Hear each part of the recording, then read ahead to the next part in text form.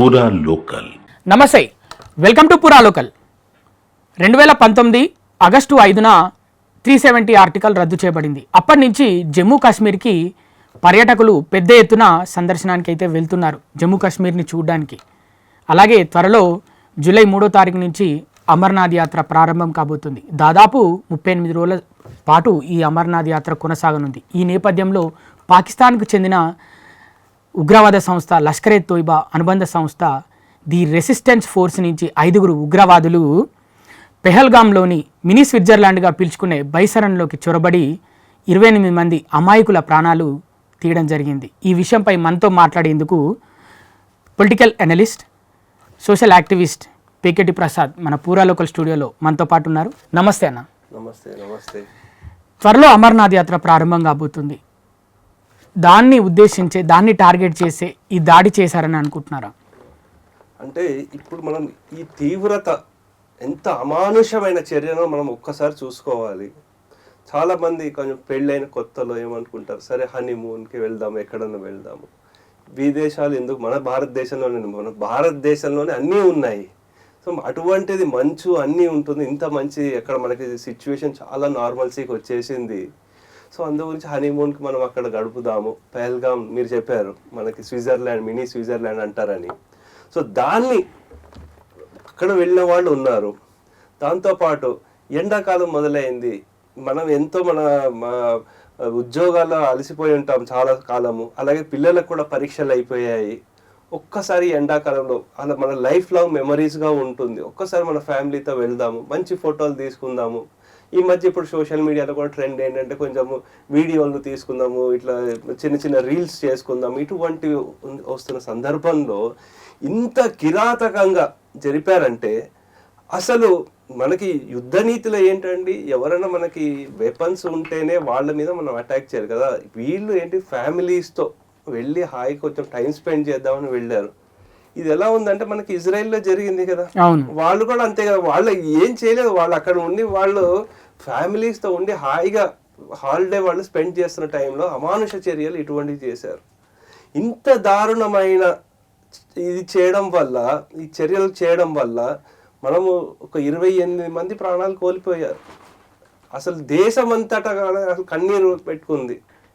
అటువంటి పరిస్థితుల్లో మనం చూడాల్సింది ఏంటంటే అసలు వీళ్ళు చేయడానికి కారణం ఏంటి అనేది మనం ముఖ్యంగా చూస్తే, ఎప్పుడైతే మనకి ఈ ఆర్టికల్ 370 ఎత్తేసారో, సరే మనకి అది అయిన తర్వాత ఇమీడియట్ కోవిడ్ వచ్చింది. మనం గత 2 సంవత్సరాలుగా చూసుకుంటే 2023లో 2.36 crores మంది టూరిస్టులు వచ్చారు.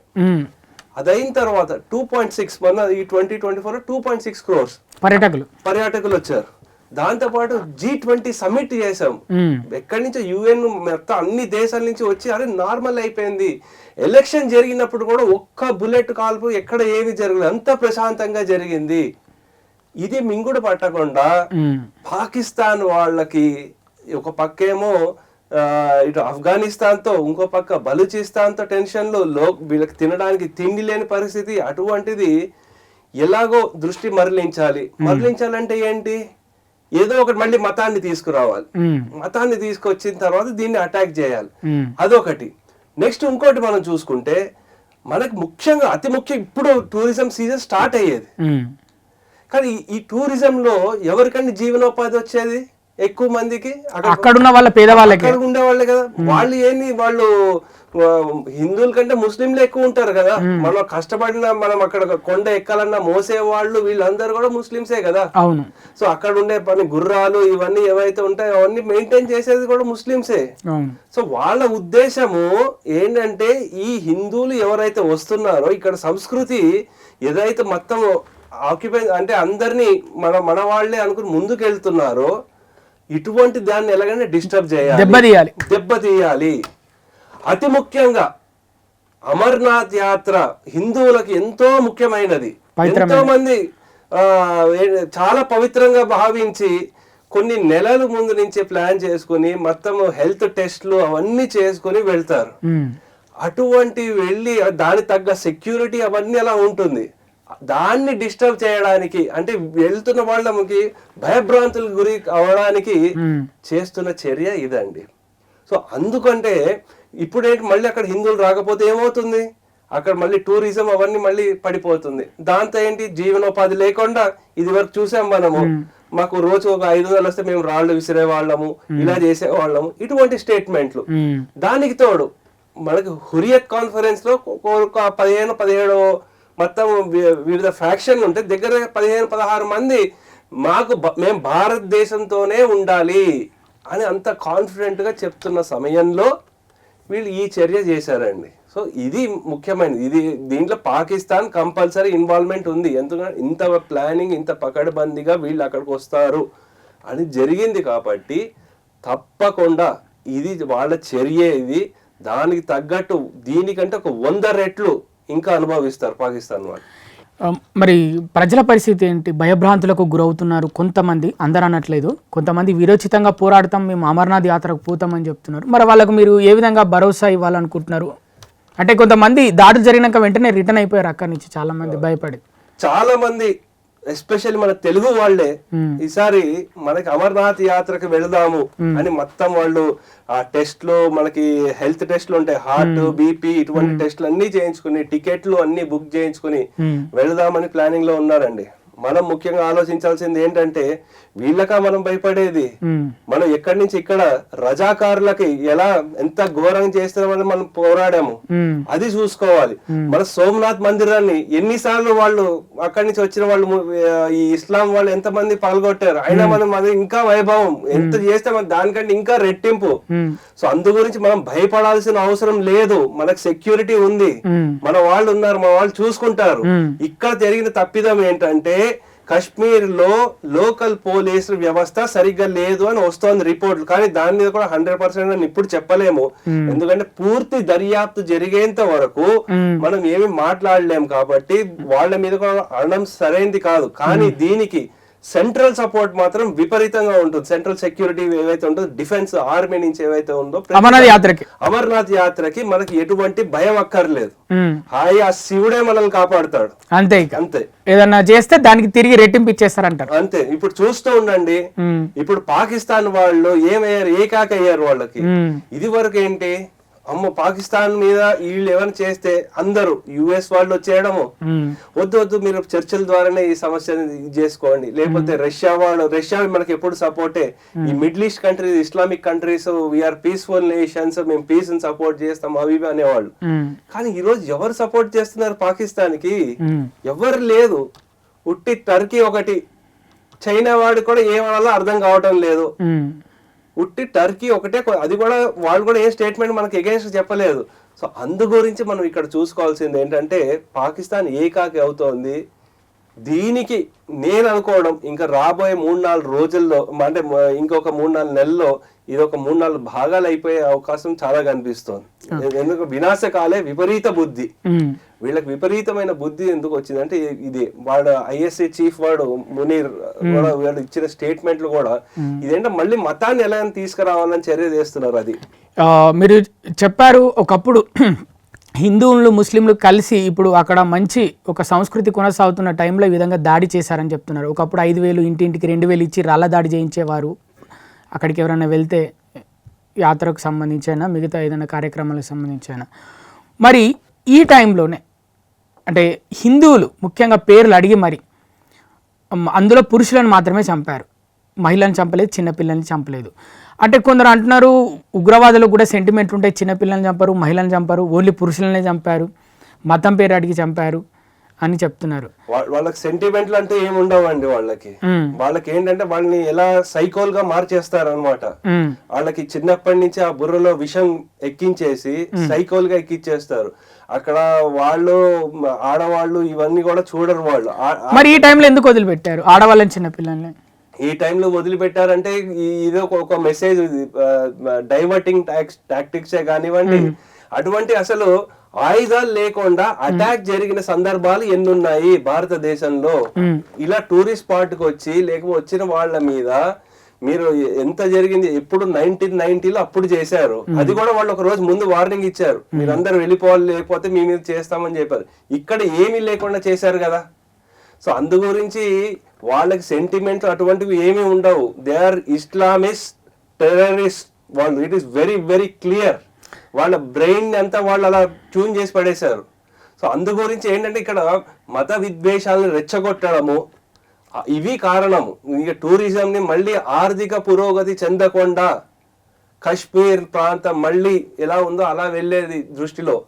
ఎందుకంటే వైష్ణవి దేవి గుడి, ఇంకా ఇప్పుడు అమర్నాథ్ యాత్ర, అలాగే పుణ్యక్షేత్రాలు మనకు ఏవైతే ఉన్నాయో చాలా పవిత్రమైనవి, వాళ్ళ జీడిపికి చాలా కాంట్రిబ్యూట్ చేస్తోంది కాశ్మీర్కి.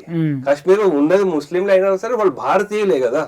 సో కానీ ఇప్పుడు కూడా అక్కడ సెంటిమెంట్ చేంజ్ అయిపోతుంది. అంటే వీళ్ళకి ఇలా జరిగిందని ప్రతి పంచాయతీ నుంచి బయటికి వచ్చి వాళ్ళు ఈ పాకిస్తాన్కి ఎగెన్స్ట్ గా వాళ్ళు స్లోగన్స్ చెప్పడం అవన్నీ జరిగింది. ఇది వరకు చూసామా మనం ఎప్పుడైనా?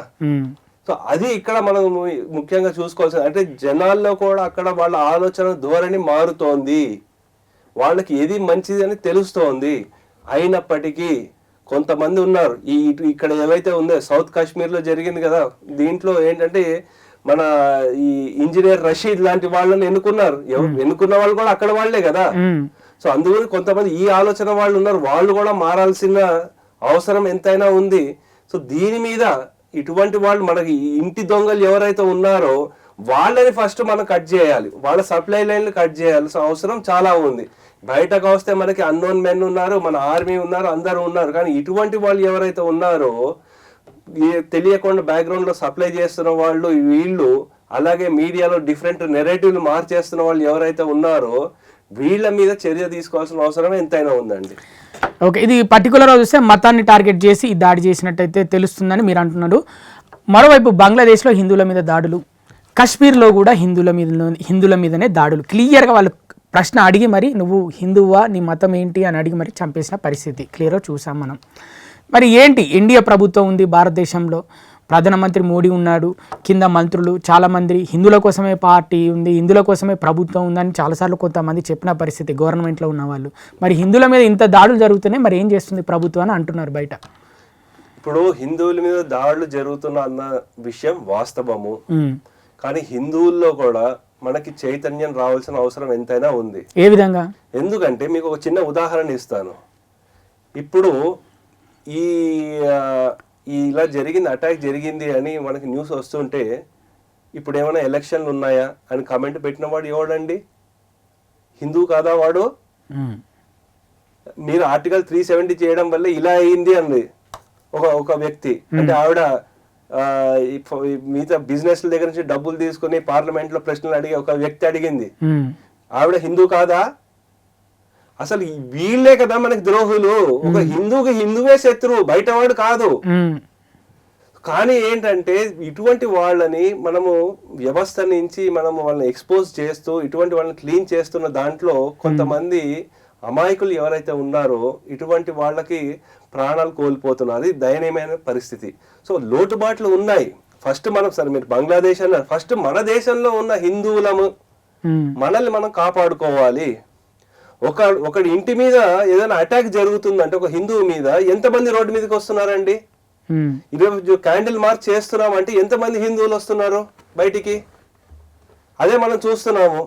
మిగతా అన్య మతస్థుల వాళ్ళకి ఏదైనా వాళ్ళ తప్పు ఉన్నప్పటికీ కూడా చిన్న యాక్సిడెంట్ ఏదైనా వాళ్ళే వచ్చి గుద్దేసినా సరే మొత్తం ఒక 100 మంది 1000 మంది వచ్చేస్తున్నారు. వాళ్ళకి సపోర్ట్ ఎట్లా దొరుకుతుంది? అంటే మనకి ఇక్కడ ప్రాబ్లము మీరు సరే అంటున్నారు. సరే మోదీ గారు ఇక్కడ మీకు పాయింట్ అర్థమవుతుందా? అంటే వీళ్ళు మతం ఒకటే అయినప్పటికీ కులాలుగా విడిపోయారా అనే భావన వస్తుంది. అది నిజమే అంటారా? 100% వాస్తవమే కదా. ఇప్పుడు కులాల్లో కూడా కాదు, కులాల్లో వచ్చేసరికి కూడా అరే వాటి దగ్గర డబ్బేం లేదు కదరా, వాడు పోతే పోతే వాడితో మనకేముంటుంది. కులాలు నెక్స్ట్ మిగతా చూసుకుంటే వాడు ప్రాంతాలు, అరే వాడు మన ఈ ప్రాంతం వాడు కాదు కదరా భయ్, మన ఊరోడు కాదు కదరా. అరే వీడు భాష వేరు, వీళ్ళు అందరు ఇటువంటి వాళ్ళే. ఇప్పుడు చంపినప్పుడు ఇవన్నీ అడిగాడా వీడు? ఇప్పుడు నువ్వు కులాలు నీకు డబ్బు ఉన్నాయా లేదా ఇవన్నీ చూసాడా వాడు? ఇది మనలో ఏదైతే ఉందో ఐకమత్యం లేకపోవడం. ఎంతసేపు మనకి ఏంటంటే మనం సరే నేను ఉద్యోగం చేసుకుంటున్నా లేకపోతే నేను వ్యాపారం చేసుకుంటున్నా, అది బాగా నడుస్తోంది, నేను బాగున్నానా లేదా, నా పిల్లలు బాగున్నారా, ఇవే చూసుకున్నారు. ఎప్పుడైతే నీకు ఇంపాక్ట్ అవుతుందో అప్పుడు అరే వీళ్ళు ఎవరు నాకు సహాయం చేయడానికి రాలేదు, ఇటువంటి భయాలు వస్తున్నాయి. అంటే ఇక్కడ మీకు అర్థమవుతున్న పాయింట్ మీరు చెప్తున్న దాన్ని బట్టి మాకు తెలుస్తుంది ఏంటంటే వీళ్ళు ఐకమత్యంగా లేక కూడా కొంతమంది అంటే హిందువులనే పేదవాళ్ళను కొంతమంది కావాలని పట్టించుకోకపోవడం కులాలుగా టార్గెట్ చేయడం వల్ల ఇలాంటి దాడులు జరిగినప్పుడు వీళ్ళు కూడా మంచిగా అయిందని అనుకుంటున్నారా? అంటే అలాంటి సిచ్యువేషన్ కి వెళ్ళిపోతుందా సమాజం? అంటే ఈ కమెంట్లు అవన్నీ అటువంటివి వస్తున్నాయి కదా. ఇప్పుడు మనం చూసుకుంటే ఏంటంటే సరే ఏదో రాజకీయ కోణంగా చేస్తున్నారు, లేకపోతే సరే వీళ్ళకి డబ్బు ఉంది వాళ్ళు ఏదో వీళ్ళు ఇలా చేసుకుంటున్నారు, ఇటువంటివి ఏవైతే జరుగుతున్నాయో అవి మనం మానుకుని మన వాళ్ళని మనం కాపాడుకోవాలి. ఏమైనా జరిగితే మనం ముందుకు రావాలి. సరే ఎవడో ఒకటి రావడం ఎందుకండి? ఇప్పుడు మనల్ని మనం ఆత్మరక్షణలో మనం ఏం చేసుకోగలుగుతున్నాము? ఎవడన్నా వచ్చి కొట్టాడు అనుకోండి, తిరిగి ఒక్కటి కొట్టే మనకి సత్తా ఉందా? హిందువులకి అవును, హిందువులకి ఉందా? ఇప్పుడు ఎవరో ఒకడు వచ్చి ఇప్పుడు అన్ని బుల్లెట్లు అన్ని అంతమంది ఉన్నారు కదా. సో అంటే నేను ఆ టైంలో జరిగిన దాని గురించి మాట్లాడట్లేదు. అటువంటి ఏదైనా జరిగితే ఇప్పుడు ఏదైనా వచ్చి ఎవరైనా కొడితే వాళ్ళని మనం తట్టుకుని మనం తిప్పి కొట్టగలమా? ఆ ధైర్యం ఉందా? మనకి సెల్ఫ్ డిఫెన్స్ ఏముంది? ఇప్పుడు ఎవరైనా నేర్చుకుంటున్నారు హాయి మొబైల్ మీద కూర్చొని వీడియోలు చూసుకోవడాలు, లేకపోతే యూట్యూబ్లు, లేకపోతే ఇటువంటివి, లేకపోతే ఇన్స్టాగ్రామ్ లో రీల్స్ చేసుకోవడాలు, వాటిలోనే పుణ్యకాలం అంతా అయిపోతుంది. కానీ ఎవడన్నా ఒక వ్యాయామాన్ని చేస్తున్నాడా? కానీ ఇలాంటి దాడులు జరిగినప్పుడు కామెంట్లు పెట్టి బాధపడడం తప్ప అంతే. మళ్ళీ రోడ్ మీదకి వచ్చేసేయడం, ఇవి చేసేయడం, మళ్ళీ నీట్ గా ఫోటోలు తీసేసుకోవడం, మళ్ళీ సోషల్ మీడియాలో పెట్టేయడం తప్ప ఏం చేస్తున్నారు దాని తర్వాత? అంటే మీరు మాటలు హింసకు ప్రేరేపించేటట్టున్నాయి. నేను హింసను ఎక్కడ ప్రేరేపిస్తున్నాను? ఎవరేమనట్లేదు. నేను నీకు సెల్ఫ్ డిఫెన్స్ ఉండాలని చెప్తున్నాను. నిన్ను ఎవరైనా కొడితే నిన్ను నువ్వు తట్టుకోగలగాలి కదా. నీ ఆత్మరక్షణ అంటే మీరు ప్రేరేపించడం ఎట్లా అవుతుంది? అంటే మీరు మతపరంగా మాట్లాడుతున్నారు. నేను మతపరంగానే ఏం మాట్లాడట్లేదు అండి. అందరూ ఐక్యమత్యంగానే ఉండాలి, భారతీయులందరూ ఒకళ్ళుగానే ఉండాలంటున్నాను నేను ఇక్కడ. అంటే ఇప్పుడు మీ ధర్మానికి, హిందూ ధర్మానికి ఇప్పుడు చెడు జరుగుతుంది అన్నప్పుడు మీరు హింస దారిలో వెళ్తారా, లేకపోతే ఎలాంటి ప్రొటెస్ట్ దారిలో వెళ్తారా? ఏ విధంగా వెళ్తారా అనుకుంటున్నారు? ఎలాంటి కాన్స్టిట్యూషన్ గా మనం ఏవైతే చేయొచ్చో within the constitution limits మనం అన్ని చేయాలి. అంటే ఎట్లా? ఆత్మరక్షణ is within our rights, correct? Yes. So అది ఆత్మరక్షణ మనం చేసుకున్నప్పుడు గొడవ జరిగింది అనుకోండి, అది నేను యాంటీ ఎలా అవుతుంది? నేను అహింస మార్గంలో వెళ్ళొద్దంటారు ఆ టైంలో. ఇప్పుడు అహింస ప్రతి ఒక్క దానికి పనిచేయదండి. ఒకసారి హింస చేయాల్సి వస్తుంది. నీ ప్రాణం నువ్వు కాపాడుకోవడానికి హింస చేయాల్సి వస్తుంది కదా. నీ పక్కన వాళ్ళని కాపాడడానికి హింస చేయాల్సి వస్తుంది. అది తప్ప? అది ఎక్కడ రాసింది అది తప్పని? ఏ లా ఉంది? సో అది మనం చూసుకోవాల్సింది. సో ఇప్పుడు యాత్రకు వెళ్లే వాళ్ళు ఎవరైనా దాడిలో పాల్పడ్డా తిరిగి వేసేయమంటారు అంతే. ఇక మన ఆత్మరక్షణకి మరి చెయ్యాలి కదా, మరి తప్పదు చెయ్యాలి కదా వాళ్ళకి. ఓకే. సో నెక్స్ట్ ఇంకోటి ముఖ్యంగా చూసుకోవాల్సింది ఏంటంటే, మనము ఏదైనా అబ్జర్వ్ చేస్తుంటే సరే వీడు వేరే దేశవాడు, ఇక్కడ వీళ్ళు ఈ రోహింగ్యాలు లేకపోతే వేరే వాళ్ళు ఎవరో అనుమానాస్పదంగా ఉంటే మనం వాళ్ళకి చెప్పచ్చు కదా, పోలీసులకు ఎవరికో చెప్పచ్చు. మీరు ఎక్కడో అమర్నాథ్ యాత్ర అంటున్నారు, ఇక్కడే మనం ఎక్కడ కెఫ్టీరియాలో ఎక్కడ కూర్చుంటే వాళ్ళు చూడగానే మనకు అర్థం అయిపోతుంది కదా. అటువంటి వాళ్ళకి మనకి ఎన్నో వ్యవస్థలు ఇచ్చింది గవర్నమెంట్, హోమ్ మినిస్ట్రీ కూడా ఎన్నో చెప్పింది, ఇలా చేయొచ్చు ఇవి చేయొచ్చు అని చెప్పారు కదా. సో అది మనము చూసుకోవాల్సిన అంశం అండి. సో ఇక పాయింట్ ఏంటంటే హిందువుల ఐకమత్యం లేకనే ఇట్లా జరుగుతున్నాయని మీరు చెప్తున్నారు. ఇది బంగ్లాదేశ్, కాశ్మీరు అని. ఇక్కడనేమో చూసుకుంటే భారతదేశం లోపలనే మహారాష్ట్రలో మరాఠీ మాట్లాడాలంటారు, కర్ణాటకలో కన్నడం మాట్లాడమంటారు, తమిళనాడులో తమిళ్ మాత్రమే బోర్డులలో ఉండాలి, తమిళే మాట్లాడాలంటారు. మరి ఇక్కడ ఇన్ని విభిన్న సంస్కృతులు, విభిన్న భాషలు, మా దగ్గరనే నడవాలి, వేరే వాళ్ళు వచ్చి ఇక్కడ ఉండొద్దు అని చెప్తారు. వాళ్ళకి ఏం చెప్పాలనుకుంటున్నారు? వాళ్ళ సంఖ్య తగ్గిపోతుంది భారతదేశంలో. అందరిలో కూడా మనం ఏంటి, మనకి ఇది ముఖ్యము అనే చైతన్యం మొదలైంది. సో అందు గురించి వీళ్ళ గురించి పెద్దగా పట్టించుకోకండి. వాళ్ళకి ఎందుకు చేస్తున్నారు, వాళ్ళకి ఓట్లు రావాలి. ఇప్పుడు మనకి ఒక వ్యక్తి మీద మనము వాళ్ళకి ఇది ఇటువంటి రెచ్చగొట్టేసి వాళ్ళ స్వార్థ ప్రయోజనాల కోసమే కానీ దేశం కోసం కాదు. దేశం కోసం కాదు, 100% కాదు అది. ఎందుకంటే వాళ్ళకి వ్యక్తిగతంగా వాళ్ళకి ఎలాగైనా పవర్ లోకి రావాలి, దానికి ఎంతైనా దిగజారుతారు. ఇటువంటి వాళ్ళని ఇంకా ఎక్స్పోజ్ చేసి ఎప్పుడైతే వాళ్ళకి మెయిన్ ఎలక్షన్లు దాంట్లో వాళ్ళకి తరిమి కొట్టండి, వాళ్ళని తరిమి కొట్టి అప్పుడు వాళ్ళకు కూడా అర్థం అవుతుంది. సో ముందు ఒకప్పుడు ఏంటి, మనము హిందువులను చెప్పుకోవడానికే భయపడే వాళ్ళము, ఓకే. కానీ ఇప్పుడు ఏంటి, గౌరవంగా ధైర్యంగా చెప్పుకోగలుగుతాం, నేను అవును నేను హిందువునే అని చెప్తున్నారు. అటువంటి అప్పుడు జనాల్లో చైతన్యం వచ్చినట్ట రానట్ట వస్తుంది. మన పండగలన్నీ బ్రహ్మాండంగా చేసుకుంటున్నామా లేదా? సో ఎందుకంటే ఇప్పుడు మనం అంటే వేరే వాళ్ళని అవమానపరచకూడదు, అంటే వేరే అన్య మతస్థులని అవమానపరచకూడదు, కించపరచకూడదు. కానీ మనల్ని మనం ధైర్యంగా చేసుకోవచ్చు కదా, మనకు ఎంత రంగరంగ వైభవంగా చేసుకోవచ్చు కదా మన పండుగలు అవన్నీ. సో అది చెప్తుంది ఇక్కడ. సో అందు గురించి ఇటువంటివి ఏవైతే ఉంటాయో ఈ చిల్లర వేషాలు వేసే వాళ్ళని తీసి పక్కన పెట్టేయండి. సో మనకి ముఖ్యమైన ఏంటంటే ఐకమత్యం చాలా ఇంపార్టెంట్ అండి. సో అందు గురించి దాంతోనే మనం ముందుకు వెళ్ళగలం. మీరు అనుకోవచ్చు సరే మరి ఇవన్నీ బాగానే ఉంది, మరి గవర్నమెంట్ ఏం చేస్తోంది అని. సో గవర్నమెంట్ ఏం చేస్తుంది అంటే మనం ఇది వరకు చూసాం మోదీ గారికి గత 25 years నుంచి చూసుకుంటే ఆయన సీఎంగా ఉన్నప్పటి నుంచి పిఎంగా ఉన్నప్పటి నుంచి ఇటువంటి సమస్యలు చాలా వచ్చాయి. సో అందు గురించి వారికి ఎలా హ్యాండిల్ చేయాలో చాలా బాగా తెలుసు. హ్యాండిల్ చేయాలో బాగా తెలుసు అని మీరు చెప్తున్నారు. ఇప్పుడు ప్రజెంట్ జనరేషన్ అలా లేదు. ఎలా అంటే చెప్తే వినేలా ఏ జనరేషన్ లేదు. ముఖ్యంగా ఏదైనా దాడి జరిగితే వెంటనే రియాక్షన్ తీసుకోవాలని అందరు కోరుకుంటున్నారు. ఇప్పుడు మోడీ గవర్నమెంట్ ఉంది, ఇండియా గవర్నమెంట్. ఇప్పుడు దాడి చేసి 2 రోజులు దాటిపోయింది. ఒక 10 రోజుల వరకు ఇలానే కొనసాగితే మరి మోడీ పరిస్థితి ఏంటి? మోడీ పైన ఏమైనా వ్యతిరేకత వచ్చే అవకాశం ఉందంటారా? సో ఇటువంటి సమయంలోనే మీలాంటి ఛానళ్ళ బాధ్యత పెరుగుతుందండి. సో ఇక్కడ ముఖ్యంగా మనం చూసుకోవాల్సింది ఏంటంటే వెంటనే చేసేది ఉండదు. వాళ్ళకి ఈ టెర్రరిస్టులకు కూడా కావాల్సింది ఏంటి, వెంటనే అయిపోవాలి. ఎందుకంటే వీళ్ళు అటాక్ చేసేటప్పుడు ఎలా చేస్తున్నారు, ముఖ్యంగా మనకి ఇంటర్నేషనల్ ఎవరైనా వచ్చినప్పుడు, క్లింటన్ గారు వచ్చినప్పుడు చేశారు. 35 మంది సిక్కులని ఊచగుత కోసారు కాశ్మీర్ ప్రాంతంలో. వీళ్ళకి ఏంటంటే ప్రాపగాండా ఎంత ఎక్కువ జరిగితే అంత వీళ్ళకి ఇది పెరుగుతుంది. అందు గురించి మన బాధ్యత ఇటువంటి సమయంలో ఏంటంటే మన నొప్పి ఉంటుంది, బాధ ఉంటుంది, కానీ కన్నీరు పొందకుండా సమయం వేచి చూసి దెబ్బ కొట్టాలి. సో అది ముఖ్యమైనది.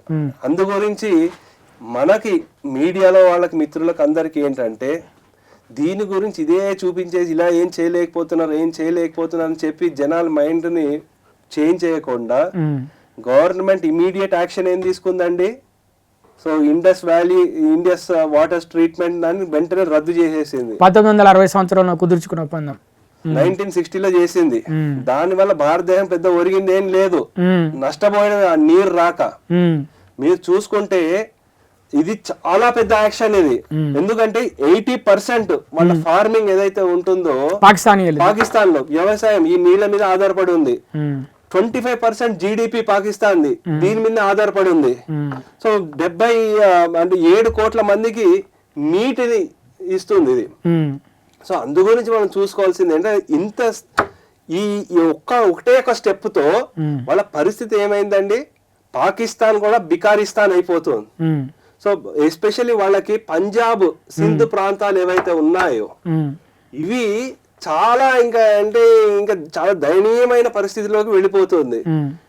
ఇది ఎంత పెద్ద డెసిషన్ అంటే 1965లో వార్ జరిగింది కదండి, 71లో వార్ జరిగిందా, కార్గిల్ లో జరిగిందా, 2008లో మనకి చేశారా, బాంబేలో జరిగిందా. అప్పుడు కూడా ఈ డెసిషన్ తీసుకోలేదు. ఇంత పెద్ద డెసిషన్ ఇప్పుడు తీసుకున్నారండి. అది చాలా ఇంపార్టెంట్ అయిన డెసిషన్. అట్లంటే 2016లో జవాన్ల టెంట్ల మీద ఆ టైంలో దాడి చేసి జవాన్లను చంపడం జరిగింది ఉగ్రవాదులు. 2019లో 44 మందిని చంపడం జరిగింది. మరి అప్పుడు రియాక్ట్ అయ్యారు.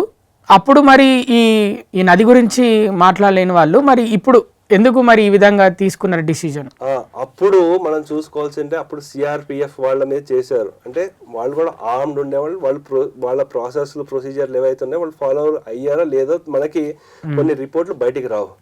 అలాగే డిఫెన్స్ ఎస్టాబ్లిష్మెంట్ మీద చేశారు. సో ఇవి 2 చేశారు. ఇవేంటి మన డిఫెన్స్ వ్యవస్థ. కానీ ఇక్కడ ఏముందండి, అసలు అమాయకులు కదా, మనకి హాయిగా మన ఫ్యామిలీతో, అంటే వాళ్ళ దగ్గర ఎటువంటి ఆర్మ్స్ ఏం లేకుండా వాళ్ళు హాయిగా ఫ్యామిలీతో ఉన్న సమయంలో ఒక దొంగ దెబ్బ కొట్టారు. అందు గురించి ఇది ఇంకా తీవ్రమైనది. ఇది అన్నిటికంటే తీవ్రమైనది ఇది. అంటే నాకు తెలిసి ఇప్పుడు 1990లో ఎప్పుడైతే జరిగిందో కాశ్మీరీ పండితుల మీద జరిగిందో అది దానికి కూడా ఒక రోజు ముందు వాళ్ళు మీరు వెళ్ళిపోండి అని వాళ్ళు మస్జిద్ల నుంచి అవి చెప్పడం జరిగింది. కానీ ఇక్కడ ఇటువంటివి ఏమీ చెప్పకుండా డైరెక్ట్ వాళ్ళ మీద అలా అటాక్ చేశారు కదా, చంపేశారు కదా, అమాయక ప్రాణాలు చంపేశారు కదా. మనకి ఏంటంటే కొంచెం మనకి నేవీలో పనిచేసాయని చూసాం, ఐబీలో చేసాం, కొత్తగా పెళ్ళైన వాళ్ళు చూసాం, పెద్దవాళ్ళని చూసాం, ఫారిన్ కంట్రీ వాళ్ళని చూసాం, ఇజ్రాయలీ వాళ్ళని చూసాం, నేపాలీ వాళ్ళు చనిపోయారు, ఇంతమంది చనిపోయారు కదా. వాళ్ళు ఎవరిని వాళ్ళు చూడలేదు కదా. మీరు మీ తెలుగు భాష లేకపోతే కన్నడ భాష, తమిళ భాషనా, లేకపోతే ఇటువంటి సౌత్ ఇండియనా, నార్త్ ఇండియనా, ఇటువంటివి ఏం చూడలేదు కదా వాళ్ళు. సో అందు గురించి ఇంత స్ట్రాంగ్ స్టెప్ తీసుకున్నారు ఇమీడియట్గా. ఇదే లాస్ట్ స్టెప్ అంటే ఇది లాస్ట్ స్టెప్ కాదు, ఇది దీని తర్వాత కూడా చాలా ఉంటుంది. సో కొన్ని ఏంటంటే మనం మన డిఫెన్స్ ఎస్టాబ్లిష్ని మనం నమ్ముకోవాలండి. ఓకే, వాళ్ళందరినీ అలర్ట్ చేశారు కాబట్టి, అలర్ట్ చేయడం అంటే అది ఎప్పుడైనా అవ్వచ్చు. మేము ఇంకా ముహూర్తం ఒకటే చివరిది ఫిక్స్ చేయాలి అదొకటే అన్న పరిస్థితి. సపోర్ట్ పరంగా చూసుకుంటే పాకిస్తాన్కి ఎవరి దగ్గర నుంచి సపోర్ట్ రాదు. మిడిల్ ఈస్ట్ కంట్రీలు కూడా ఎవరు సపోర్ట్ చేయరు. ఎందుకు అనుకుంటున్నారు? ఎందుకు చేయరు? ఎందుకంటే ఇప్పుడు భారత్ ఒక ఎకనామిక్ సూపర్ పవర్ అవుతుంది. సో మిగతా మిడిల్ ఈస్ట్ కంట్రీలు కూడా చూసుకుంటే వాళ్ళు చాలా స్ట్రిక్ట్గా ఉండేవాళ్ళు, ఇవన్నీ పద్ధతుల ప్రకారం వాళ్ళు కూడా రిలాక్స్ అవుతున్నారు. ఎందుకంటే మిడిల్ ఈస్ట్ ఇది వరకు ఏంటంటే మీరు అని ఉండొచ్చు, సరే ఆయిల్ డిపెండెన్సీ అవన్నీ ఉండేవి ఇటువంటి. కానీ ఎప్పుడైతే భారత్ ఫ్రెజైల్ 5 నుంచి టాప్ 5 ఎకనామిక్ సూపర్ పవర్ అవుతుందో ఆ కంట్రీస్ కూడా బిజినెస్ మన దేశంతో కావాల్సి వస్తుంది. సో అందు గురించి ఈ బిజినెస్ దగ్గరకు వచ్చేసరికి ఏంటంటే ఎవరి దేశం వాడు చూసుకుంటాడు, మిగతా పక్కన పట్టించుకోరు. వాళ్ళకేంటి ఇప్పుడు భారత్కి సపోర్ట్గా ఉంటే లేకపోతే న్యూట్రల్గా ఉంటే భారత్ మనకి ఎగెన్స్ట్గా ఏం వెళ్ళదు, వాళ్ళతో మనం బిజినెస్ చేసుకోవచ్చు, ఆర్థిక లావాదేవీలు చేసుకుంటే మనకి ఎటువంటి మన దేశానికి సమస్య ఉండదు అన్న ఉద్దేశంతో వాళ్ళు సపోర్ట్ చేస్తున్నారు. పాకిస్తాన్ ఏంటి మతాన్ని తీసుకొద్దాం అనుకుంటున్నారు కానీ ఆ మతం ఇంకా పనిచేయడం అయిపోయింది. ఆ మతం అనే మెడిసిన్ అయిపోయింది వాళ్ళకి తిప్పి కొడుతోంది అది. ఆ విషయాన్ని ఏదైతే పెడుతున్నారో ఆ విషయం వాళ్ళకి చిందుతోంది అది.